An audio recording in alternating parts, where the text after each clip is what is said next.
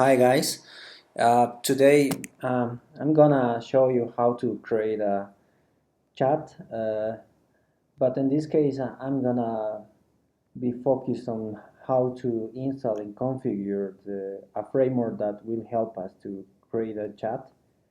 But I won't be able to create a web server and synchronize the data, the message from the chat, because I think that that's another topic.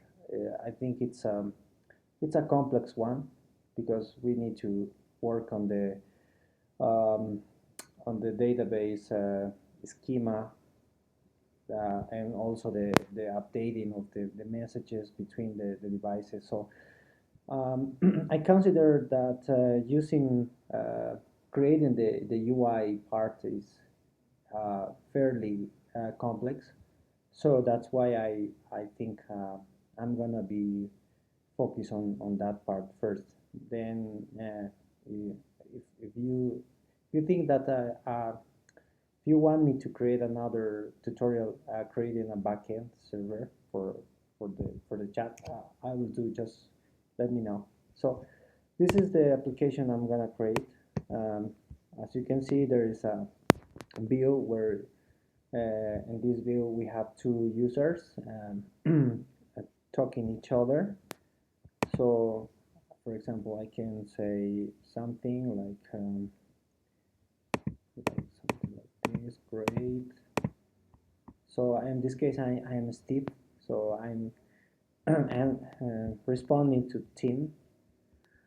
Well, the purpose is to create this UI with these users. So we're gonna use a library, but I will tell you what library is good. There are many libraries, but I found that a library that is something easy to use. The thing is that the documentation is not good, so that's why I'm creating this tutorial. So I'm gonna explain it in general view what I'm gonna do. First, we will have an application. We will have here the same button and two users talking each other, right? So and let's put some text here.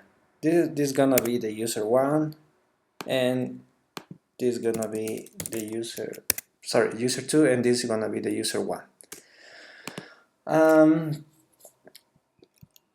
But we will have a current user for the application, right? There's one user that's gonna be using the application, and that's the current user. That's the user that is gonna send message to the user 2, and the user 1 is the one that he's gonna receive message from user 2. So for this case, we can, for example, we can create the iPhone here, and we can say that there's gonna be a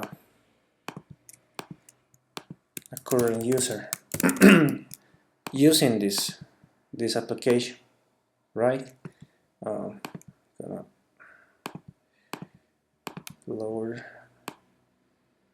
and well, and usually the current user will be the user 1. So for this purpose, we're gonna use we can use two structures. For example, structure user, where we can have the ID of the user in order to recognize, and also the name.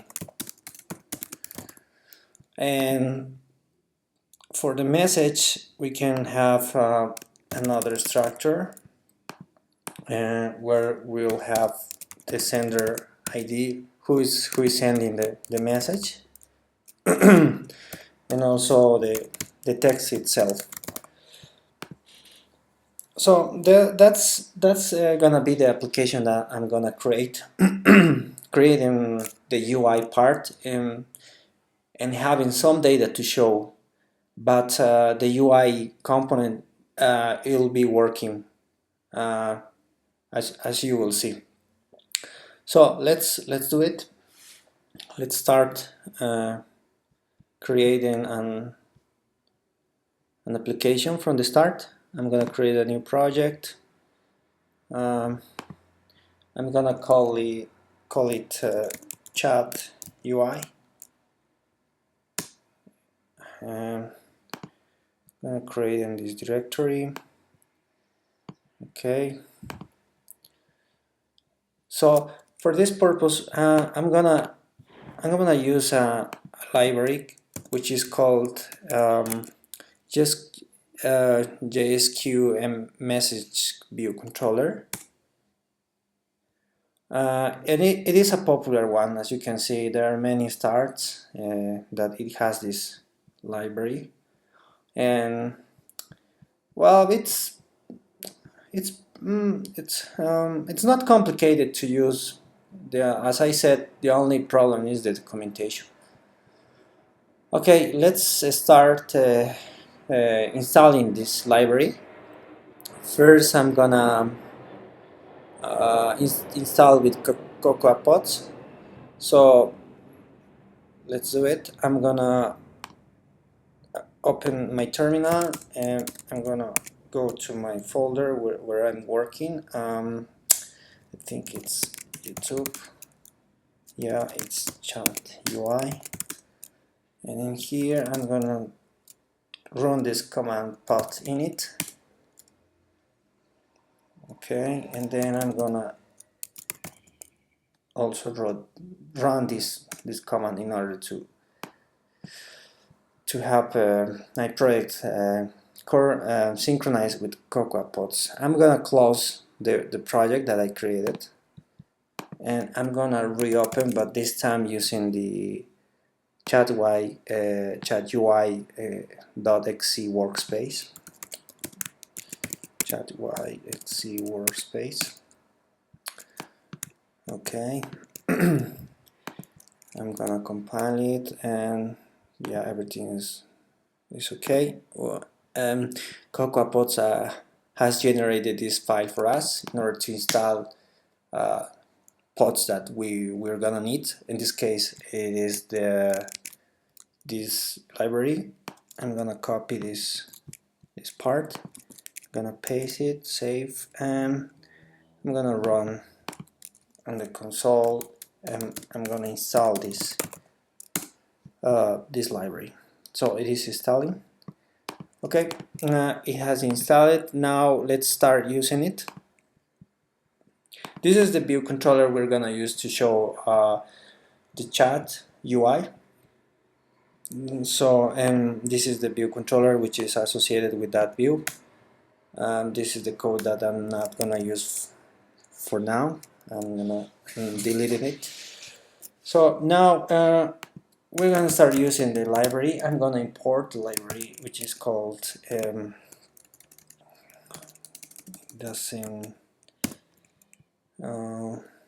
it doesn't include the library yet, so I'm in compile building again. So let's see now. Yeah, now it is included, and well, this library will help us to create a UI view controller. And one thing that we need to do is in the view controller we are working, we need to inherit from the UI, from the view controller that this library provides. So this is the first step. Now, as I told you, we're gonna need two users talking each other. So for that, we're gonna have a user 1 and a user 2.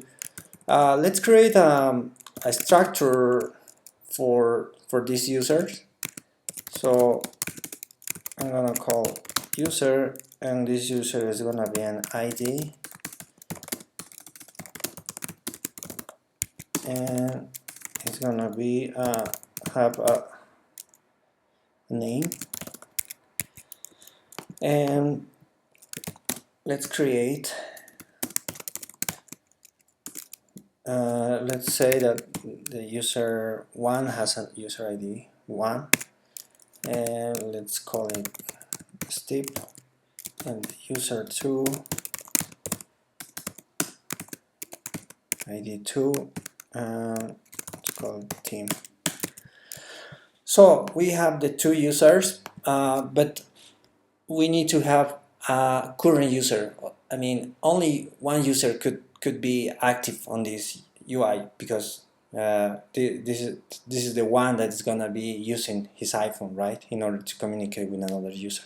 So in this case, let's say we have a variable for current user, type user, and we're gonna associate the current user to the current user 1. We're saying that this is the current user for application. Of course, this is gonna be hard coded, but for our purpose for this tutorial, it's okay. So now let's compile if it's let declaration. Okay, we need to have bar here. Yeah, this building succeed. Now we need to have all the messages.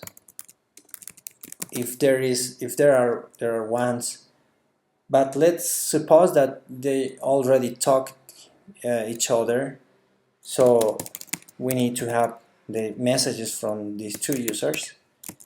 For that, we're gonna have a variable called messages, and we're gonna store it in an array of in this case we're gonna use the structure that the library provides, which is JSQMessage. But later I'll explain to you how we can create these new messages. But for now, we have just an array of messages, an empty array. So we are gonna have here all the message. So far so good. I'm gonna build in it if everything's okay. So now I'm gonna start. I'm gonna create a helper method to create the messages, and I'm gonna create an extension, and I create a function called get messages, which is gonna return an array of messages, JSQ messages. I'll have this variable to store the messages. I'm gonna return, and I'm gonna create every message manually, just for the purpose of this tutorial. I want to show you how to configure the UI. So this type expects us to provide it the sender ID and display name and text, which the sender ID is the ID that represents the user who's sending this message, right? And in this case, let's think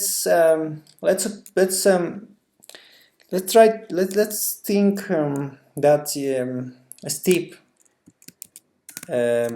which has the ID 1, send this message in the past. So this is this name. This is the hey team, how are you? And there is another messages. There is another message, which is gonna be the message for the ID 2 of the user, which is team, and well, called his name is Steve, and well, in this case it's text, and hey team. And it's gonna be a reply. Hey, fine, thanks, and you. That's the reply.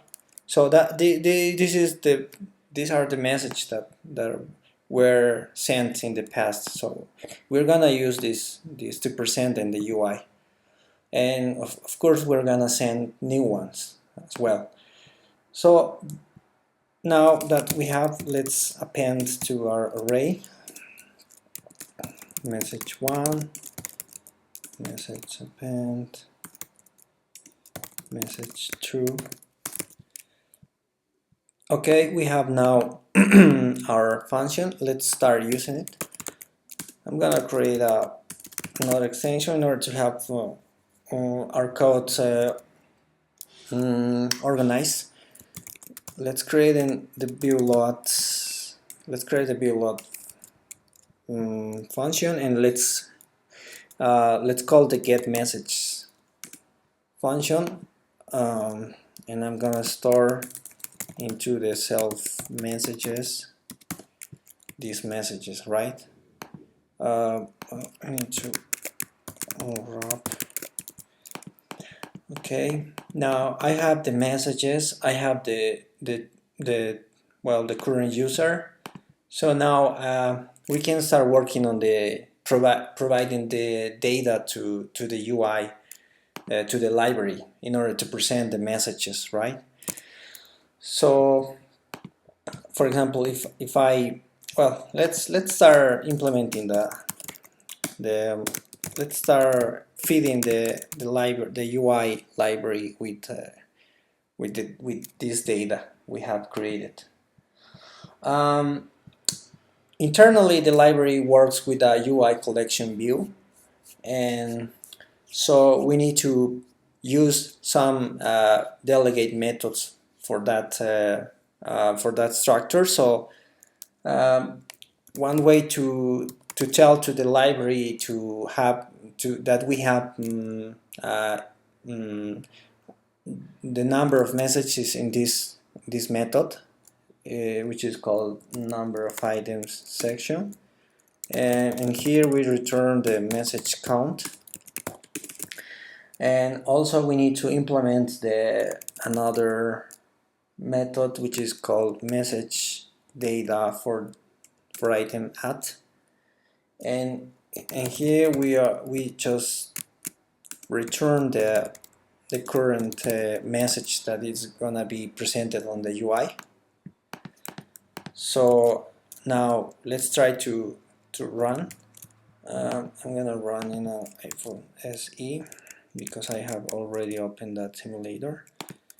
Okay, it doesn't matter this.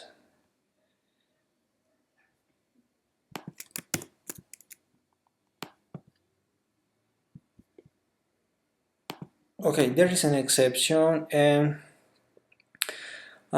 we need to tell the UI library that we have a current user. So in this part, I'm gonna use the we need to tell JSQMessagesViewController who is the current user. So because we have inherited for some properties from this class, there are some properties that we need to configure. The sender ID is the place where we put the current user. So in this case, we have our variable for current user, and we can use the ID. And also we need to pass the sender display name, the name of the current user, which also we have. So now let's try to run and see what happens.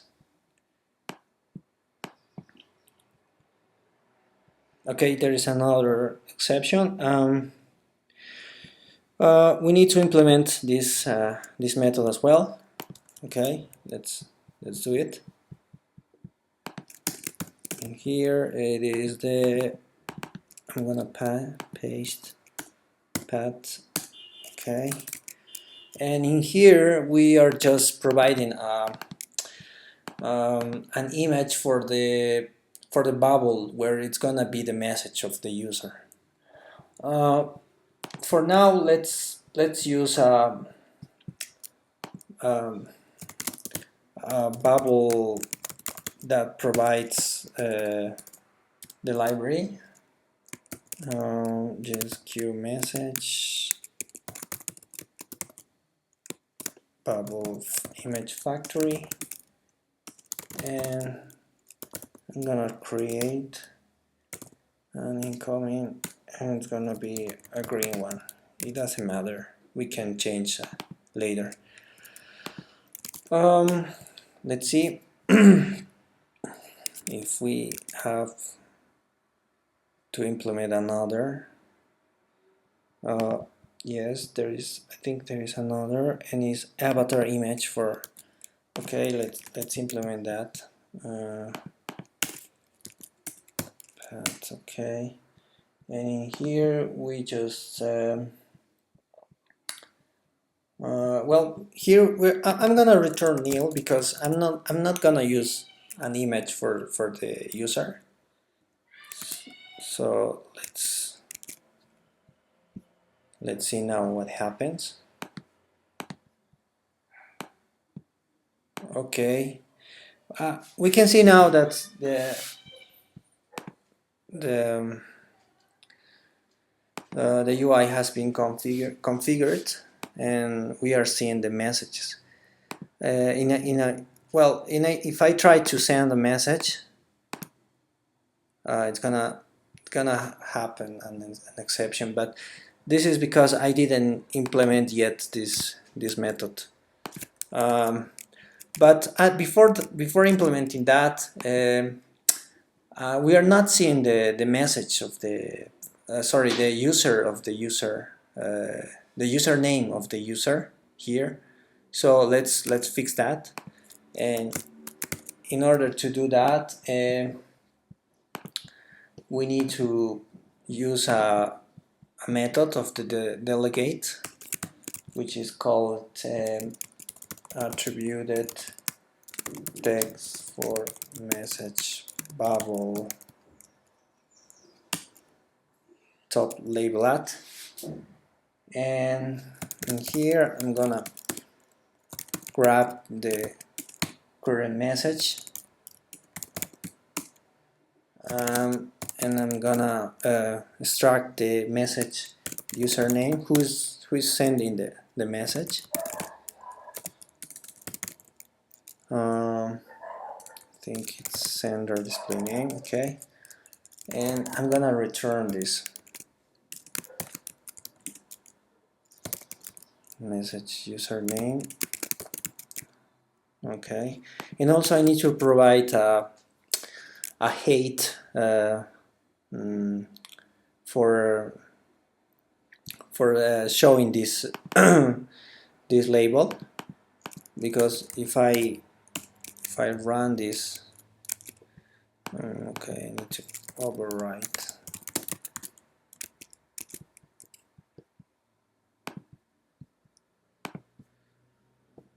Okay, we are not seeing yet. That's because we need to provide a height for the username. So let's do that, and it is called height for message bubble top label at, and let's say we will provide a 15 value.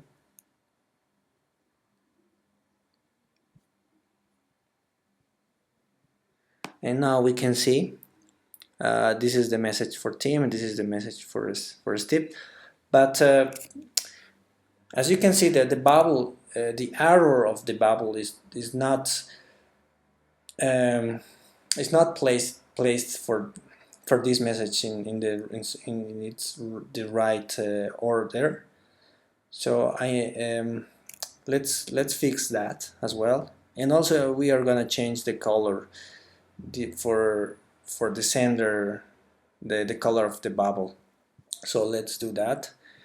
And for that, this is the place where we configure the color and also the error of the bubble. So we need to differentiate which message is from if it belongs to the user 1 or to the user 2. So one way to do that is to see the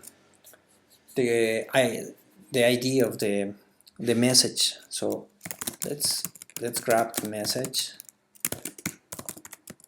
let's expand row, and let's ask if the current user ID is the same as the message of the sender ID, and then we are sure that this current message that is being analyzed belongs to the current user.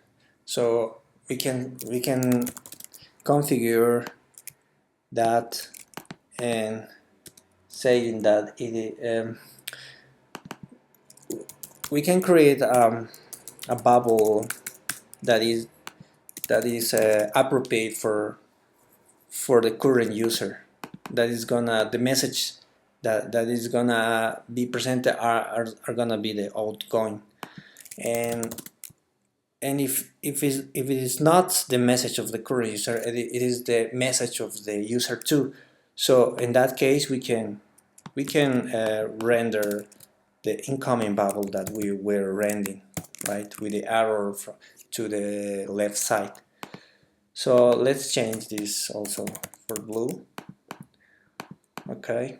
Now let's see what happens.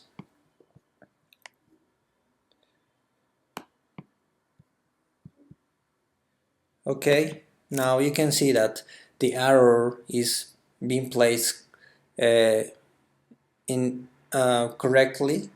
As you can see, for Steve, he has his arrow. Also, the color of the bubbles were changed, which is good. So now let's implement the part when we are sending the message. Of course, we will have a problem here because we didn't implement yet this method. So, and the method is did press send button. So let's implement that. And also I'm gonna put here button, and this is the method that we need to configure. And in here we're gonna create we're gonna grab the data the user is sending from the UI, and we need to create manually the Use JSQ message, and also we need to add that to our array of message, right? So let's do that. And for this, I'm gonna create a variable message. I'm gonna create a JSQ message. The sender ID, we have it. The method is already providing us. The display name as well. And lastly, the text. So now we have our new message. We need to add this to our message array. Let's append, and after that we need to tell to the UI library that we finished to creating the message and appending to our array. So it's gonna reload the component in the UI, right, based on the new array that we have edited. So finish sending message.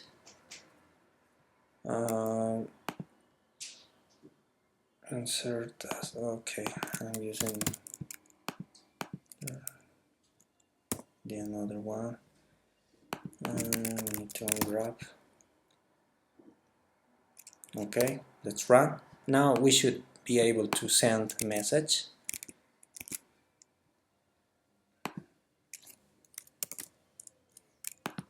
Let's see. So great.